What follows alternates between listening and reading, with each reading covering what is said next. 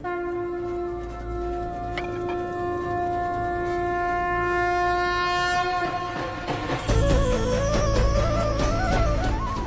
अलिल पंख अनुराग है, सुन मंडल रहतीर।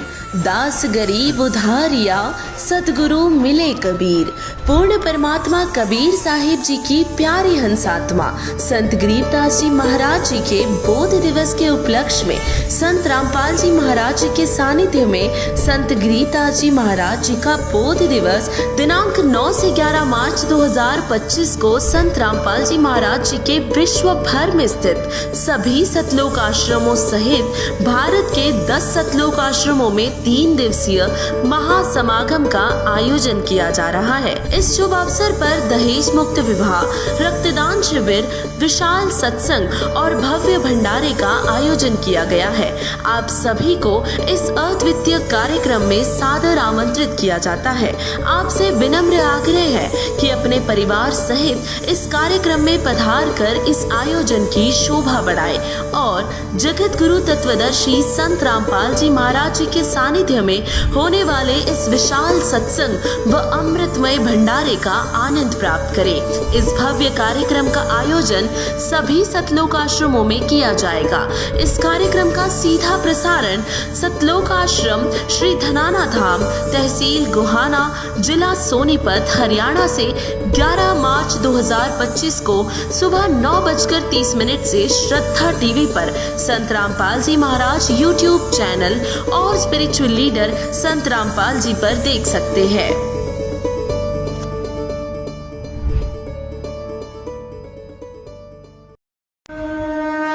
संत रामपाल जी महाराज एक ऐसे महान संत जिन्होंने अपनी सतभक्ति, तत्व ज्ञान, करुणा और सेवा के बल पर समाज में नई मिसाल कायम की है।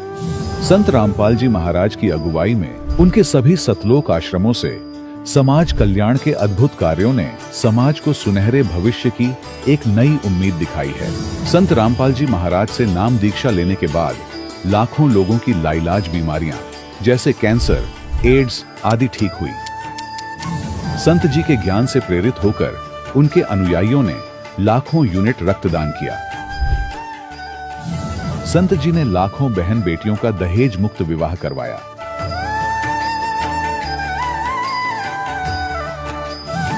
संत जी ने लाखों लोगों का नशा छुड़वाया, करोड़ों उजड़े परिवार बसे। संत जी के आश्रमों में समागम के दौरान निःशुल्क नेत्र चिकित्सा, दंत चिकित्सा प्रदान की जाती है। संत रामपाल जी महाराज द्वारा समय समय पर पर्यावरण संरक्षण के उद्देश्य से बड़े स्तर पर वृक्षारोपण किया जाता है। संत जी ने जरूरतमंदों को तत्काल राहत पहुंचाने के लिए एम्बुलेंस सेवा शुरू की।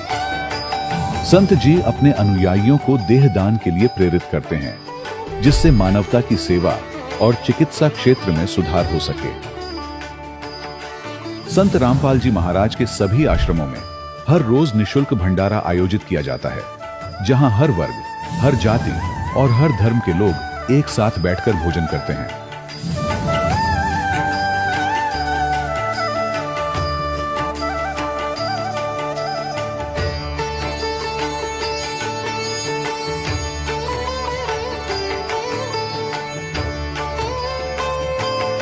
संत रामपाल जी महाराज के आश्रम में हजारों बुजुर्गों को सम्मान और प्यार के साथ जीवन जीने का अवसर मिलता है। उनके खाने, रहने और स्वास्थ्य की पूरी जिम्मेदारी संत रामपाल जी महाराज उठाते हैं। अनाथ बच्चों के लिए संत रामपाल जी महाराज के सभी आश्रम किसी वरदान से कम नहीं। यहाँ उन्हें शिक्षा, संस्कार और भविष्य के लिए बेहतर अवसर प्रदान किए जाते हैं। चाहे बाढ़ हो, भूकंप या महामारी, संत रामपाल जी महाराज और उनके अनुयायी हमेशा ही जरूरतमंदों के लिए सबसे आगे खड़े रहते हैं। कोविड महामारी के दौरान संत रामपाल जी महाराज के आश्रमों से करोड़ों लोगों के लिए भोजन, दवाइयां और जीवन रक्षक सामग्रियां उपलब्ध कराई गई। चाहे गरीब की मदद हो या किसी शोषित और पीड़ित वर्ग के हक और सम्मान की लड़ाई, संत रामपाल जी महाराज ने हमेशा ही उनकी दबी आवाज को सरकारों तक पहुंचाया है और उन्हें उचित न्याय दिलवाने में अहम भूमिका अदा की है। समाज में आध्यात्मिक और सामाजिक मूल्यों के प्रति जागरूकता लाने में संत रामपाल जी महाराज हर कदम पर मानवता के सच्चे सेवक साबित हुए हैं। संत रामपाल जी महाराज का जीवन हमें सिखाता है कि सच्ची सेवा वही है जो निस्वार्थ भाव से की जाए।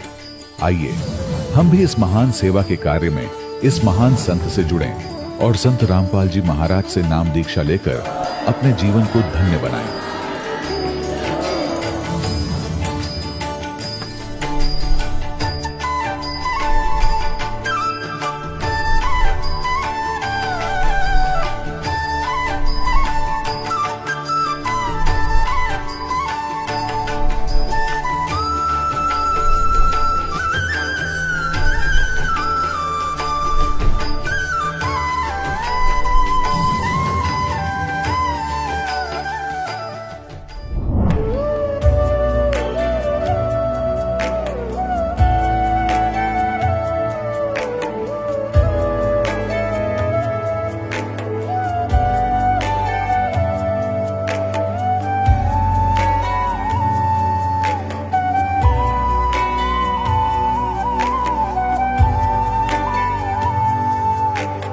कौन ब्रह्मा का पिता है, कौन विष्णु की मां, शंकर का दादा कौन है, हमको दे बता। ये जानने के लिए कृपया सुनिए। जगत गुरु तत्वदर्शी संत रामपाल जी महाराज के अमृत वचन सर्व पवित्र धर्मों के पवित्र शास्त्रों के आधार पर।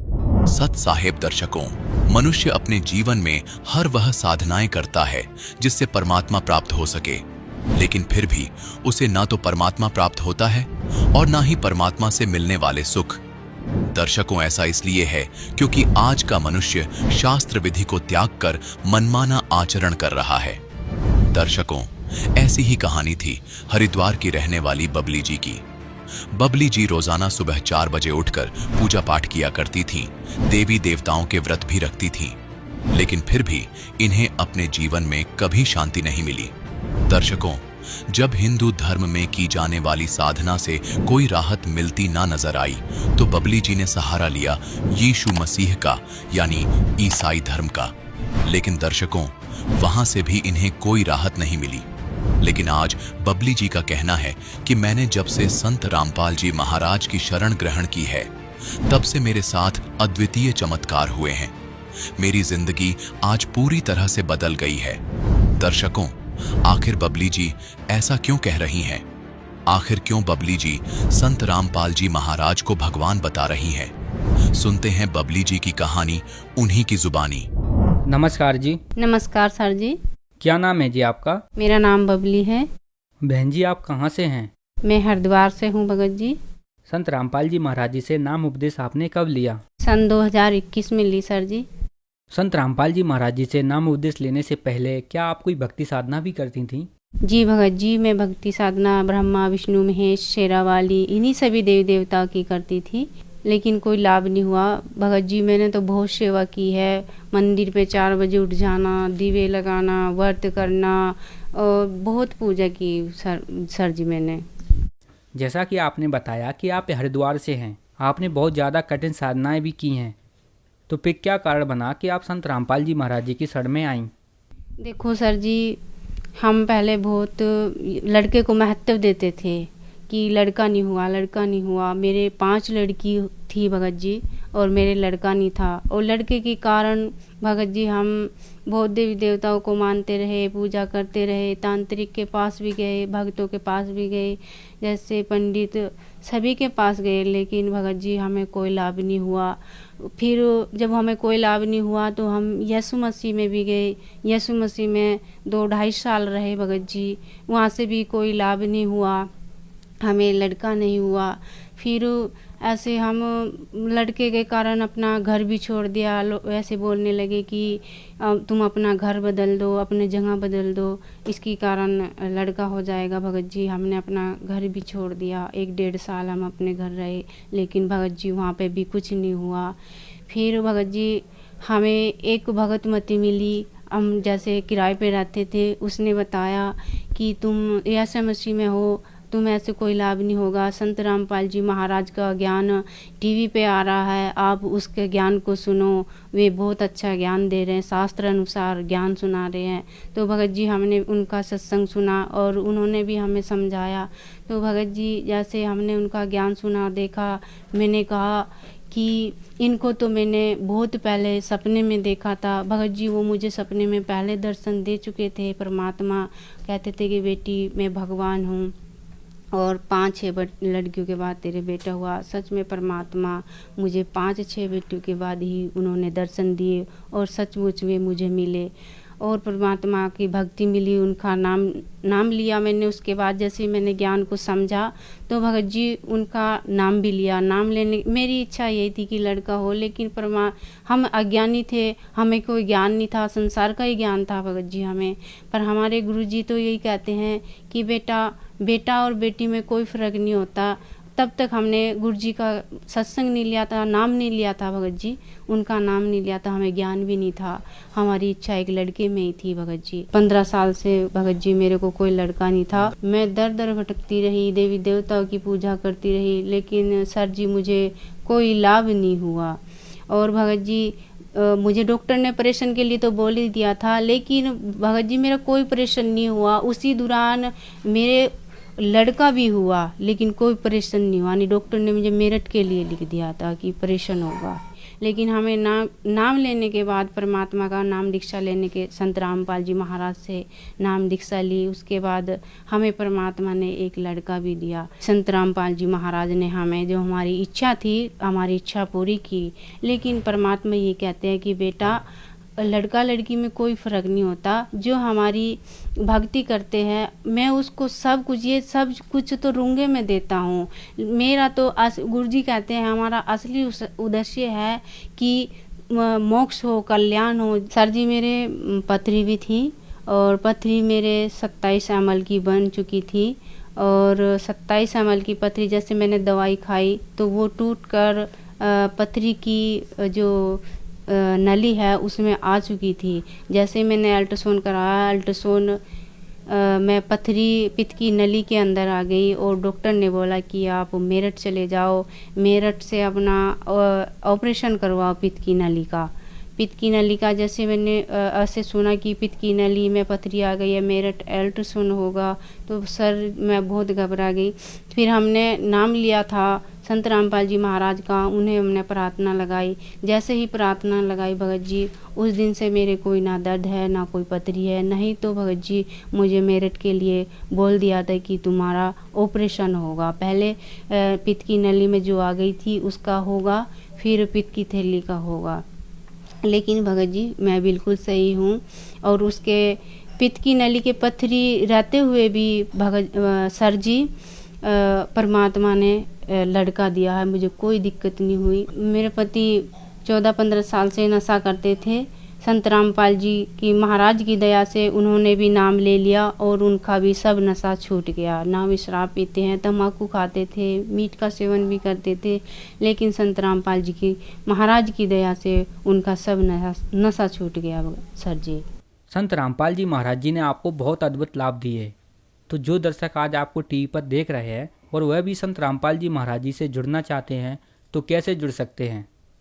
सर जी चैनल पर संत रामपाल जी महाराज का सत्संग आता है और जैसे ही पीली पट्टी पर संत रामपाल जी महाराज का सत्संग चलते हुए नंबर आते हैं भगत जी, उन नंबर से हम नोट कर प्रार्थना लगा सकते हैं, फ़ोन कर सकते हैं और ऑनलाइन भी परमात्मा नाम दीक्षा देते हैं और 500 से ज़्यादा भी नाम केंद्र खुल चुके हैं। हम वहाँ भी जाकर नाम दीक्षा ले सकते हैं, ऑनलाइन भी ले सकते हैं। मालिक ने बहुत दया कर दी सर जी। धन्यवाद जी। सत साई भगत जी। दर्शकों, अभी आपने सुने संत रामपाल जी महाराज से दीक्षा प्राप्त करके सुखी हुए भक्त के अनुभव। अब देखिए जगत गुरु तत्वदर्शी संत रामपाल जी महाराज के मंगल प्रवचन। अब गरीबदास जी सोच रहे हैं कि बाबा जी तो बड़ांडी भाई, इस पर भगवान चौर करे, इसका पूजा सेवा कर रहा है।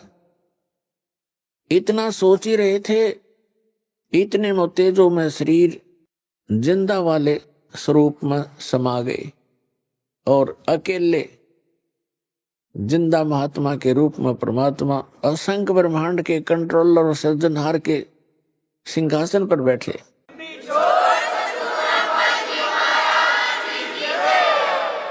और उनका इतना ही तेजो में शरीर हो गया। तब परमात्मा ने कहा कि गरीबदास बेटा, ये तुम्हारा निज स्थान है, यहाँ वैसी ही सृष्टि है, नर और नारी हैं। ये कितने सुंदर बाग बगीचे भरे पड़े हैं, कितनी सुंदर महक उठ रही है वहां पर, और कितनी प्यारी प्यारी आवाज घंटियां बज रही हैं, यहाँ पर धुन हो रही है। ओए होए।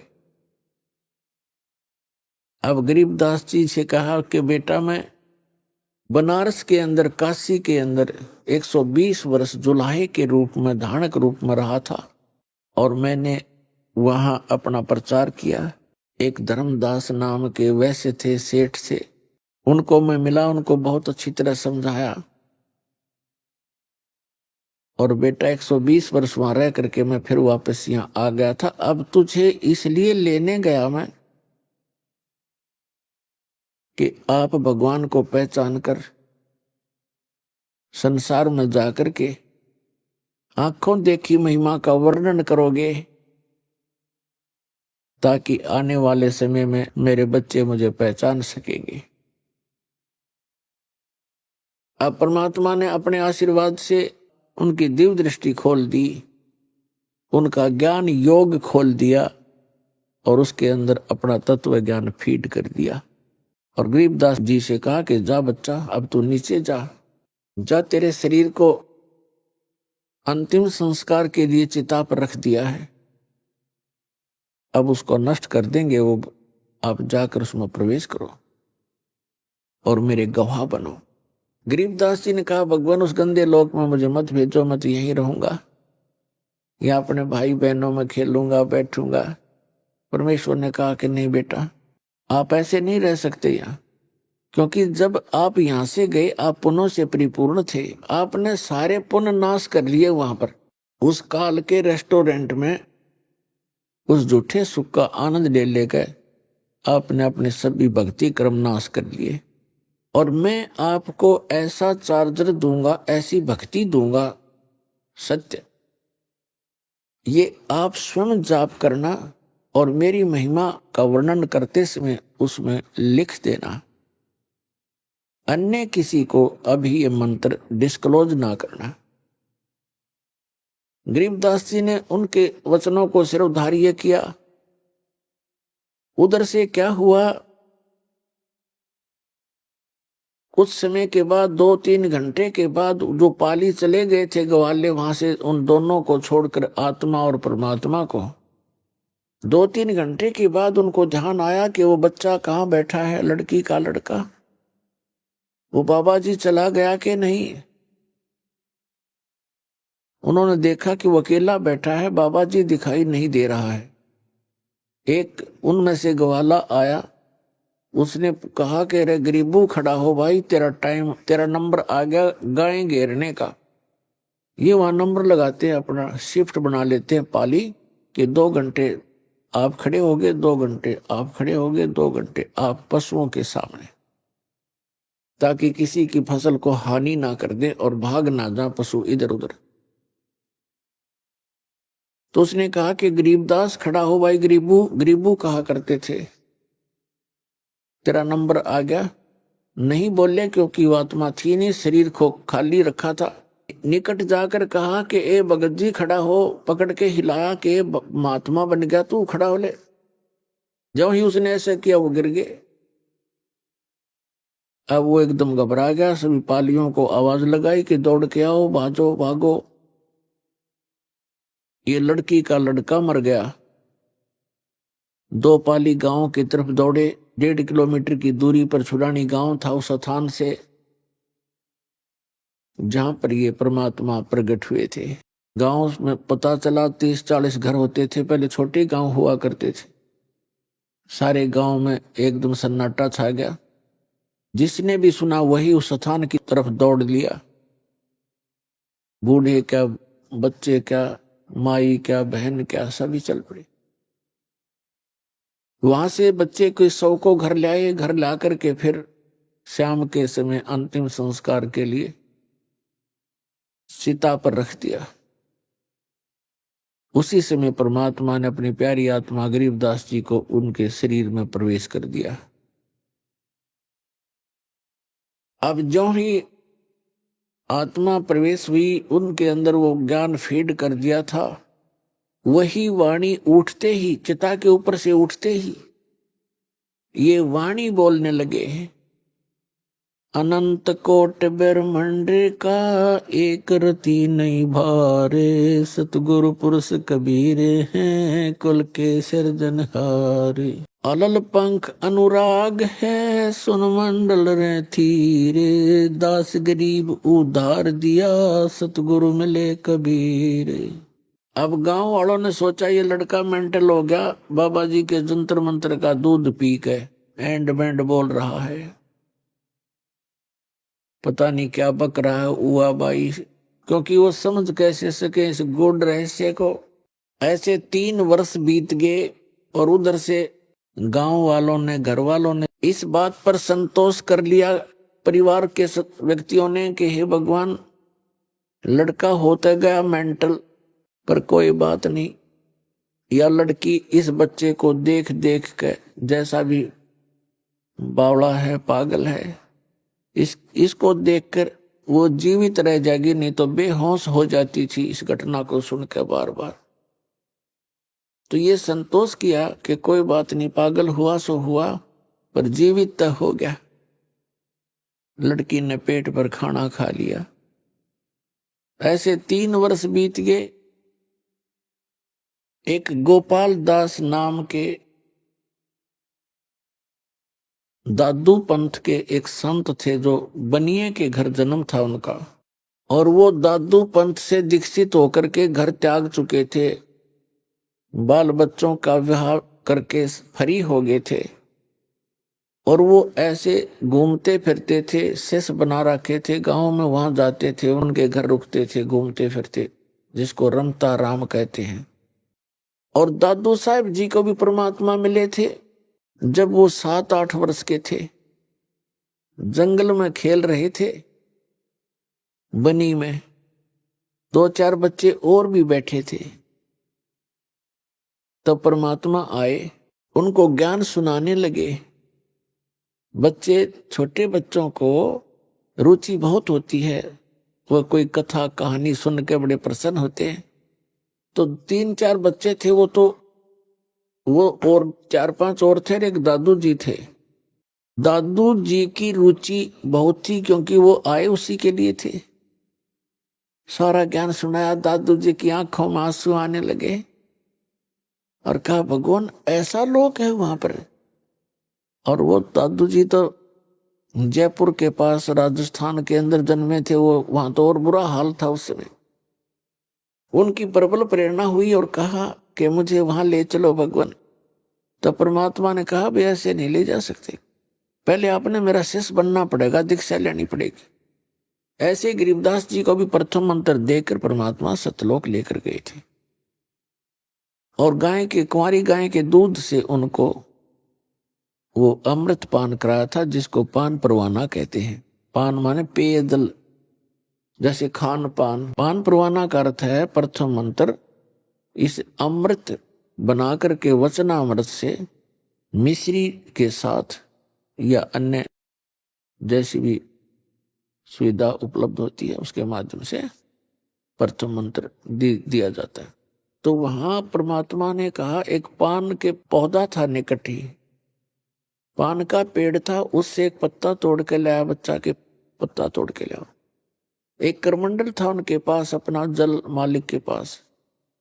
परमात्मा ने कहा कि प्रथम मंत्र लेकर फिर मैं तुझे ले जा सकूंगा। तो और बच्चे तो उठकर चले गए, वो दोनों रह गए, परमात्मा और वो प्यारी आत्मा। तब परमेश्वर ने अपने करमंडल से एक घूंट पानी की भरी और फिर वापस उस पे पान के पत्ते पर ऐसे कुरला कर दिया और कहा, ले बच्चा ये नाम ले और इसको पी ले। अब दादू जी ने पकड़ कर पी लिया और जो बच्चे और बैठे थे वो उठ कर चले गए, कहने लगे हम ना पीवा तेरे जूठे ने। अब दादू साहब को फिर परमात्मा ने वो मंत्र दिया, वो बच्चों के जाने के बाद वो तो कुरला करके रख लिया था ताकि ये बच्चे आप पे खिसक जाएंगे, यहाँ से कहना नहीं पड़ेगा तुम जाओ। वो तो उठकर चले गए। जब वो दोनों रह गए तो उनको नाम दिया, नाम देकर कहा ले बेटा ये पी ले। दादू साहब पीते ही उनकी तो सुरती पहुंची और कहा चल मेरे साथ। आत्मा शरीर वहां छोड़ दिया, ऊपर लेकर गए आत्मा को। तो दादू साहब जी 3 दिन और 3 रात अचेत रहे थे, बेहोश पड़े थे, कोमा में, जैसे कहते हैं ना कोमा के अंदर आ गया। रात्रि देर होगी, शाम को बच्चे की खोज हुई। उन बच्चों से पूछा कि कहाँ है तुम्हारे साथ वो खेलने गया था दादू। उन्होंने बताया कि वहीं रह गया था, हम तो आ गए थे। वहीं खोजने के लिए गांव के लोग गए तो वहां अचेत पड़े थे। तब उन बच्चों ने बताया कि एक बाबा जी आया था और उसने ऐसे जंतर मंतर करके एक जल पान किया था और इनको पिलाया था। हम तो आगे, हमने पिया नहीं, इसने पी लिया था, जिससे ये मर गया। मरा तो नहीं है लेकिन अचेत है। घर उठा लाए, सब परिवार के जन इकट्ठे हो गए, रिश्तेदार आने लगे कुशल पूछने के लिए। तीसरे दिन परमात्मा ने ऊपर के सब ब्रह्मांड दिखा करके उस आत्मा को वापस छोड़ दिया। तब दादू साहब जी एकदम खड़े हुए, चारों तरफ देखा कि हाहाकार मच रहा है, माँ रो रही है, पिता रो रहा है, भाई बहन अन्य सब बुरा हाल था, सन्नाटा छाया था। तो एकदम उठे तो सबकी खुशी का ठिकाना नहीं रहा।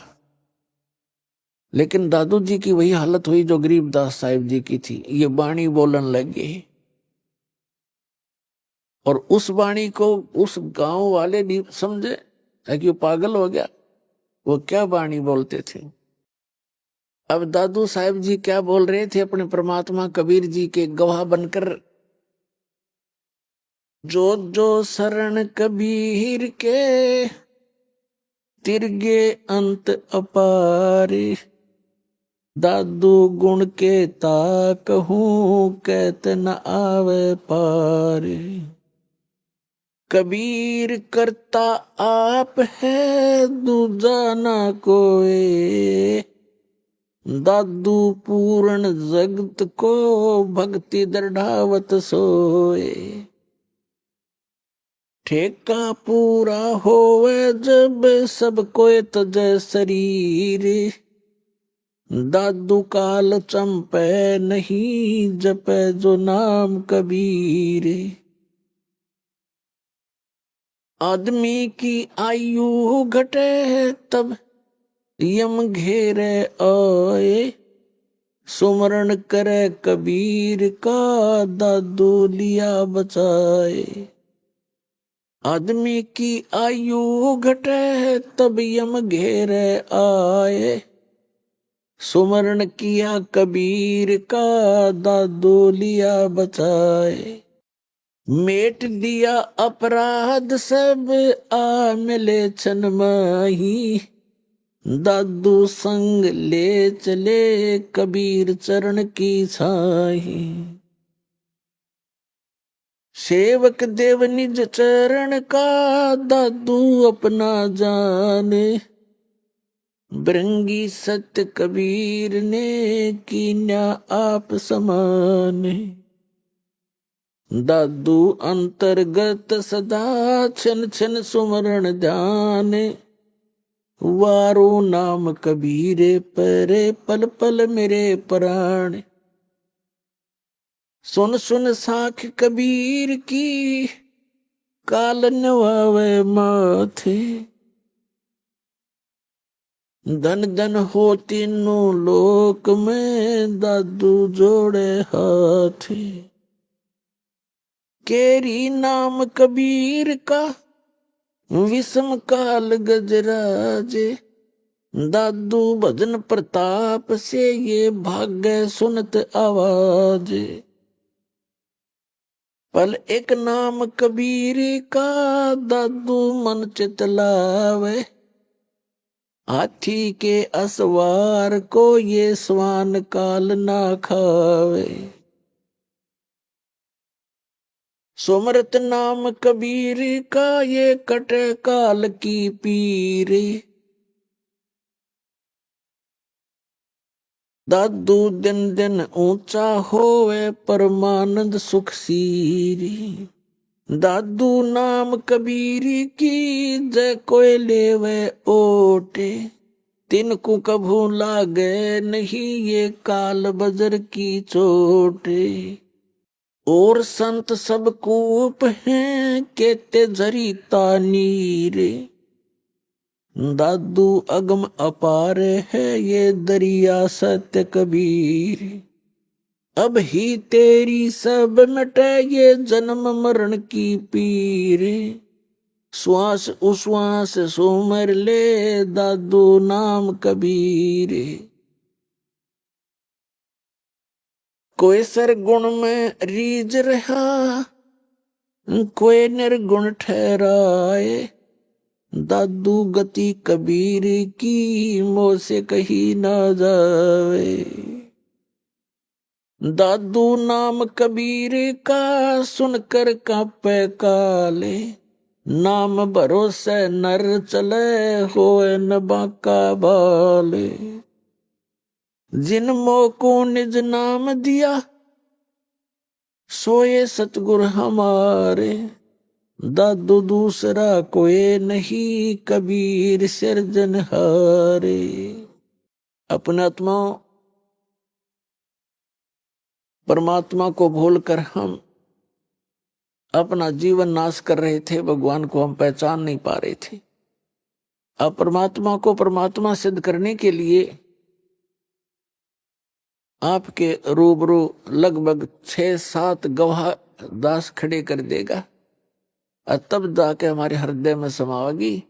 जबकि न्यायालय के अंदर 2 गवाहों ही पर्याप्त होते हैं किसी को दोषी या निर्दोष सिद्ध करने के लिए। और यहाँ पर आपके सामने 7 साक्षी रूबरू कर देगा आपके परमात्मा को परमात्मा सिद्ध करने के लिए। और तब जाकर के ये गले उतरेगी कि कबीर इज गॉड है।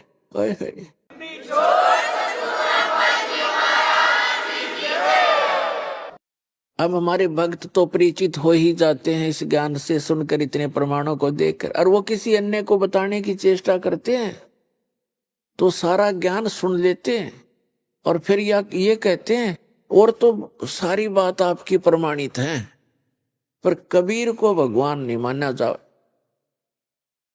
कबीर को भगवान कैसे माने? कबीर तो जुलाहा था, धानक था, कवि था, गरीब सा आदमी था, झोपड़ी में रहा करता था। तो अपने आत्मा परमात्मा तो परमात्मा ही होता है। अब हमने ये कैसे जान लिया कि परमात्मा वो है जिसका हाथ में धनुष हो या त्रिशूल हो और या सुदर्शन चक्र हो? तो ये लक्षण कहाँ से ग्रहण करें हमने कि ये भगवान होता है? वो हमने अपने लोक वेद दंत कथा सुने सुनाए ज्ञान से सिद्ध कर रखे थे। अब जिसके पास थोड़ा सा कोई मजबूती है, कोई बल है किसी भी प्रकार का, तो वो तो आप भगवान है। ये राजा लोग कैसे बने थे, राज कैसे स्टार्ट हुआ था? ऐसे जनता रहा करती थी जिसके पास 10-20 लठाड़े होते, वो किसी ने कूट छेद कर उसका लूट लेते धन, फिर उन पर टैक्स लाने शुरू कर दिए। लाठी वाले की भैंस यहाँ पर है ही है। तो वो तो आप भगवान है जिसके पास हथियार है या कोई बाहुबल है या कोई अपने सदस्यों का ताकत है। भगवान तो भगवान ही है। और ऐसी स्थिति में जो एक झोंपड़ी में रहा करते थे, कपड़ा बना करते थे, उस भगवान को भगवान सिद्ध करना तो सबसे बड़ा इस पृथ्वी पर जो सबसे कठिन काम है ये है कि परमेश्वर को परमेश्वर सिद्ध करना। और इब्दास ऐसा कर देगा कि सदा के लिए बच्चे बच्चे के जुबान पर हो जाएगा, कबीर इज गॉड, धानक रूप रहा करता।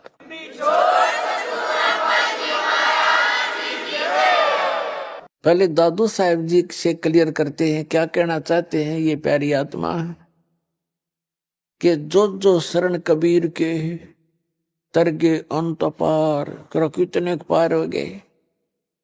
और दादू गुण की केता कहूं कहत न आवे पार। कबीर करता आप है दूजा ना कोई, और दादू पूर्ण जगत को भक्ति दृढ़ावत सोए। पूरे विश्व को यदि कोई सत भक्ति देता है तो स्वयं ही आकर बताता है, पूरे विश्व को बताता है। और फिर बताते हैं ठेका पूरा होवे जब, सब कोई तजय शरीर, और दादू काल निकट नहीं आवे। जपे जो नाम कबीर, कबीर नाम का अर्थ है जो भगवान ने नाम दिया था सच साधना करने के, उन मंत्रों का जो जाप करता रहेगा उसके निकट काल नहीं आ सकता। फिर क्या बताते हैं,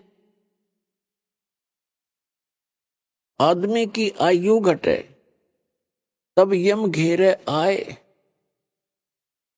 अब परमात्मा ने बता दिया था कि दादू जी को कि बेटा तेरी आयु 30 वर्ष की है। अब जब 30 वर्ष आए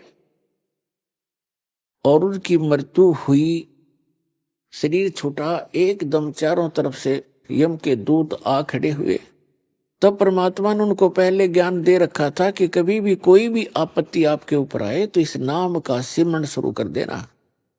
तो उन्होंने उसी समय मालिक को याद किया, परमात्मा तुरंत वहां पहुंच गए।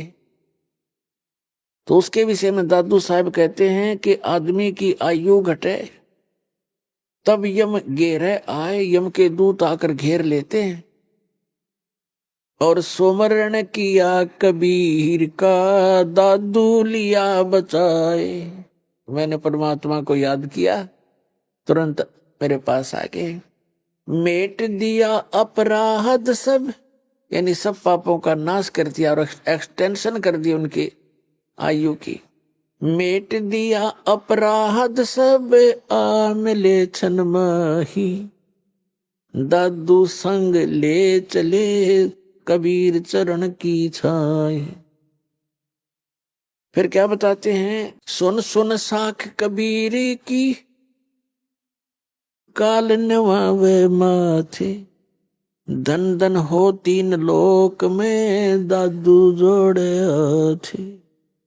कबीर परमेश्वर की इस महिमा को सुनकर, उनके द्वारा बोली गई साखियों को सुनकर, कहते हैं काल भी ऐसे नतमस्तक हो जाता है। और दादू साहब जी अपने परमात्मा का धन्यवाद करते हैं कि धन धन तीनों लोक में एक ही भगवान है, समर्थ शक्ति है दादू जोड़े हाथ। और फिर कैसी उपमा बताते हैं कि केरी नाम कबीर का और विखम काल गजराज, दादू भजन प्रताप तयु भाग्य सुनत आवाज। अब क्या बताते हैं दादू साहब, कैसा अच्छा निर्णय दे रहे हैं कि ये काल भी कोई छोटी शक्ति नहीं है। इसको एक गजराज की उपमा देते हैं। गजराज का अर्थ है हाथियों में भी शक्तिशाली हाथी, ताकतवर, सब हाथियों का राजा। राजा यहाँ पर वही होगा जो बलशाली होगा। यहाँ का भी धान है ऐसा, चाहे वो किसी प्रकार से भी शक्ति रखता हो। तो क्या बताया कि केरी नाम कबीर का और विषम काल गजराज, और दादू भजन प्रताप तय वो भाग्य सुनत आवाज।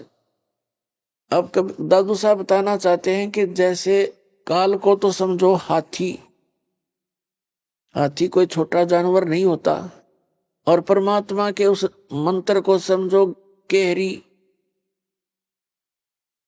परमात्मा कबीर जी की तुलना की है, कबीर साहब को समझो एक केहरी यानी बब्बर शेर। देखो हाथी बहुत बलशाली होता है आम प्राणियों में, लेकिन शेर के सामने वो लीड कर देता है। जब वो दहाड़ मारता है तो आसपास अगर हाथी होगा तो एकदम लीड कर जाएगा और भागने की चेष्टा करेगा, यहां से दूर निकल जाओ। तो क्या बताते हैं, केरी नाम कबीर का और विषम काल गजराज, और दादू भजन प्रतापते, वो भाग गए सुनत आवाज। फिर क्या बताते हैं, पल एक नाम कबीर का दादू मन चित लावे, और अस्थि के असवार को स्वान काल नहीं खावे। अब क्या बताना चाहते हैं दादू साहब जी, कि आप जी जो परमेश्वर कबीर जी की शरण में आ गए और ये सच्चा नाम आपको प्राप्त हो गया, आप समझो हाथी के ऊपर असवार हो गए, हाथी के ऊपर बैठ गए आप। और अब दादू साहब बताते हैं, काल समझो कुत्ता है, और कुत्ता जो है हाथी पर बैठे व्यक्ति को किसी प्रकार की हानि नहीं कर सकता, चाहे वो दूर से कितना ही घुराता रहे, भौंकता रहे, कितना ही कोशिश करता रहे। यानी उसकी रीत से आप इतने बाहर हो गए, उसकी रेंज से इतने आउट हो गए कि आपको वो काल रूपी कुत्ता हाथी पर, यानी कबीर परमात्मा की शरण में विराजमान उस हंस आत्मा का कुछ भी नहीं बिगाड़ सकता, उसकी हानि नहीं कर सकता। ये अंदाजा लगा सकते हो पुण्यात्माओं, आप अपनी स्थिति को समझ सकते हो, आप कितने इन यहाँ की हानिकारक इनसे शक्तियों से ऊपर उठ चुके हो।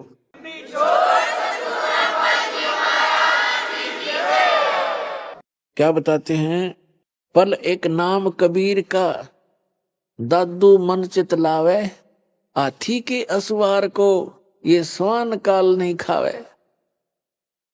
ओए होए, अब आप देख सकते हो हाथी पर बैठे व्यक्ति का, पहले तो उस हाथी के निकट कुत्ता नहीं आ सकता, क्योंकि हाथी कैसे थाम कैसे मोटे मोटे पिलर से तो पैर होते हैं, अरे एक सूंड मार दे तो मन मानो लोटपोट हो जा, पता है उसको। और वो तो फिर ऊपर बैठा है उसके सवार। तो पुण्यात्मा, इन महापुरुषों ने भगवान को देखा, सतलोक को देखा, वहां की महिमा आंखों देखी बताई है, और अभी तक दुनिया ने लोक कथा सुनाई है, अन्य संतों महंतों आचार्यों और शंकराचार्यों ने, महंतों ने, काजी और मुल्लाओं ने।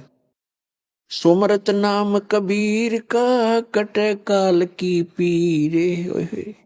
कहते सुमरत नाम कबीर का, कबीर परमेश्वर का नाम सच्चे संत से लेकर जाप करने से, दादू साहब तो सीधे ही भगवान से लिए हुए थे उपदेश। कहते सुमरत नाम कबीर का कटे काल की पीड़, कोई भी कष्ट या काल का हो कहते सब समाप्त हो जाएगा।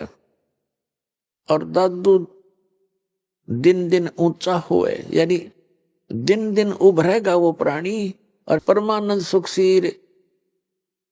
अब जैसे पुण्यात्माओं आप और आम जगत में कितना अंतर हो गया। आपने शराब त्याग दी, हुक्का बीड़ी तंबाकू सेवन करना बंद कर दिया, मांस खाना बंद कर दिया, चोरी ठगी जारी झूठ कपट ये बंद कर दी। एक तो आपके पाप स्टॉप हो गए, और दूसरे आप भक्ति स्टार्ट कर दी, भक्ति करने लगे। और अन्य समाज सारा दिन 2 रोटी के लिए 36 झूठ बोले दिन में, और मन में दोष रखे, और बतलावा के बतलाओगा वही ऊट पटांग बातें अटपट। और आप चर्चा करोगे मालिक की, कभी वाणी पढ़ोगे, कभी सुनोगे, कभी मंत्र कर रहे हो, कभी रमैनी कर रहे हो, कभी सुबह की नित नियम कर रहे हो, कभी शाम की आरती का समय हो गया, किसी से चर्चा करते हो तो भी भगवान की चर्चा करते हो। और आप कैसे होगे? अब आप यहां थे पहले, हम जगत के साथ थे, अब हम ऊंचे होते जा रहे हैं और जगत नीचे को जा रहा है, उनके पुण्य क्षीण हो रहे हैं। तो यहां से हम चलते हैं तो उनका और हमारा डबल डिफरेंस हो गया। आप ऊपर चढ़ते जा रहे हैं, वो नीचे को जा रहे हैं। सुमरत नाम कबीरे का ये कटे काल की पीरे, दादू दिन दिन ऊंचा होए परमानंद सुख सीरे। दादू नाम कबीर की जय कोई लेवे ओटे, उनको कभी लागे नहीं ये काल बजर की चोटे। और संत सब कूप हैं और कहते जरीता नीरे, दादू अगम अपार है ये दरिया सत्य कबीर। अपने आत्मा आप विचार करना, इस महापुरुषों की एक एक वाणी में कितनी गहराई है इनके अंदर। कहते हैं और संत सब कूप हैं।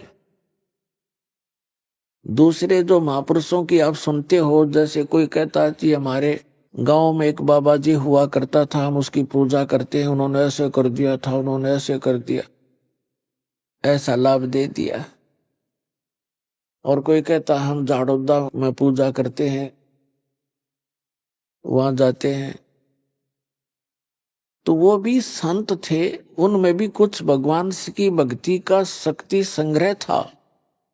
और वो भी छोटे मोटे आम प्राणी से तो वो अच्छी कोई ना कोई चमत्कार लीला कर ही देते हैं।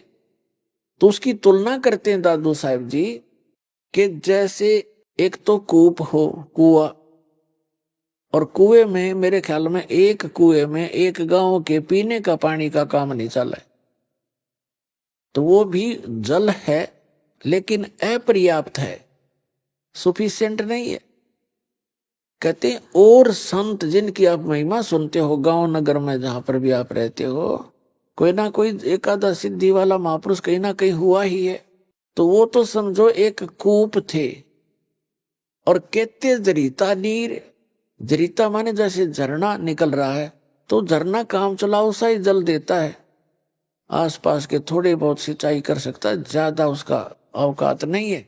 दादू साहब जी कह रहे कुछ तो संतों को समझो कुएं जितनी अक्षमता, और कुछ एक हैं ऐसे जैसे झरना जरीता नीर, और दादू अगम अपार है वो दरिया सत कबीर। होय होय, दरिया यानी परमात्मा इतने समर्थ हैं कबीर जी, इन सभी से जिनको तुम कुछ राहत प्राप्त कर रहे थे, मान रहे थे कि ये ऐसे हैं वैसे हैं, तो उनकी सबकी तुलना कर दी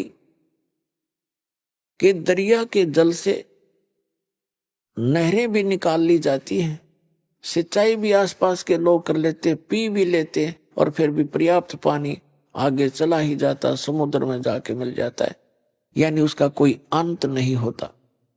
तो इतने समर्थ हैं उस कबीर साहब को कैसे तुलनात्मक तरीके से एक समर्थता सिद्ध की है इस प्यारी आत्मा ने, दादू साहब ने। और संत सब कूप हैं, कुएं हैं, कुएं, और कहते जरीता नीर झरने, और दादू अगम अपार है दरिया सत कबीर। फिर क्या बताते हैं, अब ही तेरी सब मिटे जन्म मरण की पीर, और श्वास उश्वास सुमर ले दादू नाम कबीर। जो कबीर परमेश्वर जी ने सच्चा नाम आपको दिया है, उसका श्वास उश्वास से सिमरण कर लो, इस जन्म में तुम्हारा मोक्ष हो जाएगा।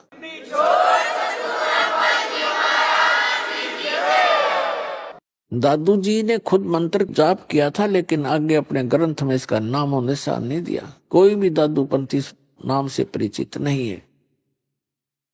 फिर क्या बताया है, कोई निर्गुण में रीझ रहा, कोई सरगुण ठहराए, और दादू गति कबीर की मोथे कहीं न जाए।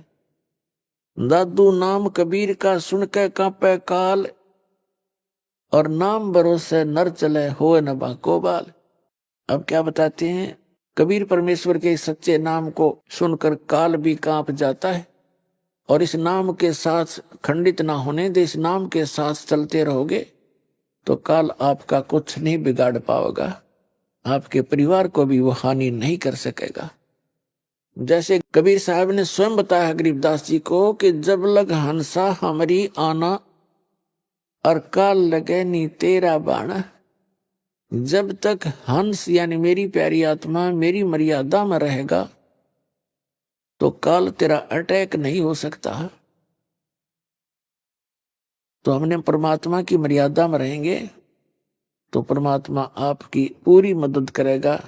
जैसे दादू साहब ने कितना क्लियर कर दिया है, आप ऐसे बैठ के जैसे हाथी पर, और काल और इसकी सारी शक्ति समझ लो कुत्ते जितनी, आप उस काल की रीत से बाहर हो गए, पहुंच से दूर हो चुके हो। अब जानबूझ के हाथी ते तला पड़ जाएगा डर के, उसके भौंकने ते तो फिर तो पाड़ के खाएंगे कुत्ते।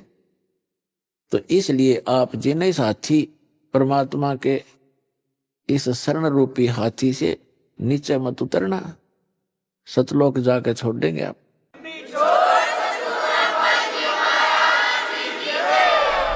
अभी आपने सुने संत रामपाल जी महाराज के मंगल प्रवचन। आइए अब सुनते हैं संत रामपाल जी महाराज से नाम दीक्षा लेकर सतभक्ति करके अद्भुत लाभ प्राप्त करने वाले अनुयायी के विचार। दर्शकों, मनुष्य अपने जीवन को खुशहाल बनाने के लिए सभी देवी देवताओं की पूजा करता है, हर तंत्र मंत्र का सहारा लेता है, लेकिन फिर भी उसे कोई लाभ नहीं मिलता। दर्शकों, ऐसी ही कहानी थी झारखंड के रहने वाले अजय साहू जी की। अजय जी पहले सभी पारंपरिक भक्ति साधना किया करते थे और ये सभी पूजा पाठ भी करते थे, झाड़ फूंक भी करवाया करते थे और तंत्र मंत्र का भी सहारा लेते थे, लेकिन फिर भी इन्हें इन सब से कोई राहत नहीं मिली। उल्टा इनके बच्चे को पैरालिसिस हो गया। लेकिन आज अजय जी का कहना है कि जब से मैंने संत रामपाल जी महाराज की शरण ग्रहण की है, तब से मेरे जीवन से दुख छूमंतर हो गया। जिस बेटे को डॉक्टर ने ठीक होने से मना कर दिया था, उसी बेटे का पैरालिसिस बिना किसी दवा के आज संत रामपाल जी महाराज की कृपा से ठीक हो गया। दर्शकों, क्या वास्तव में ऐसा हो सकता है? क्या संत रामपाल जी महाराज द्वारा बताई गई भक्ति साधना में और उनके आशीर्वाद में इतनी शक्ति है कि लोगों के असाध्य रोग भी बिना किसी दवा के ठीक हो रहे हैं? आइए जानते हैं कि इसके पीछे की सच्चाई क्या है। सुनते हैं अजय जी की कहानी, उन्हीं की जुबानी। नमस्कार सर। नमस्कार सर। सर, क्या नाम है आपका? मेरा अजय साहू हुआ। अजय साहू जी, आप कहाँ से हैं? झारखंड हजारीबाग से हैं। सर, संत रामपाल जी महाराज जी से नाम उपदेश आपने कब लिया? संत रामपाल जी महाराज से हम नाम दीक्षा 19 मई 2020 में ली सर। संत रामपाल जी महाराज जी से नाम उपदेश लेने से पहले आप क्या भक्ति साधना करते थे? हम दुर्गा माँ का भक्ति करते थे और झाड़ फूँक भी करते थे। मतलब किसी का टोटमा मोटमा लग जाता था, उसको हम झाड़ फूँक करके ठीक करते थे सर। सर, आपने बताया कि पहले आप झाड़ फूंक करते थे तथा माता की पूजा करते थे, तो फिर संत रामपाल जी महाराज जी की शरण में आने का क्या कारण बना? मेरा बड़ा लड़का 9 साल का था सर, तो उसको आधा शरीर का पैरालाइज हो गया था सर। दौरे पड़ते थे, उसका हाथ पैर काम नहीं करता था, उनका पढ़ाई करता था तो पेंसिल नहीं पकड़ पाता था सर। तो उसको जब हम सोचे